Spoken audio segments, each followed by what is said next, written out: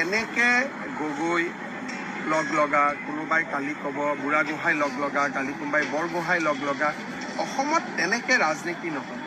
মহাপুৰুষ শ্ৰীমন্ত শংকৰদেৱে সমতাৰ ভিত্তিত ইয়াত এখন সম্পূৰ্ণ বেলেগ সমাজ গঢ়ি থৈ গৈছে। চাউলুং চুকাফা, শ্ৰীমন্ত শংকৰদেৱ, তেওঁলোকে অসমত উপাধিৰ মতে কিবা হ'ব সেই ৰাজনীতি 5-6 বছৰ আগতেই বন্ধ কৰি থৈ গৈছে।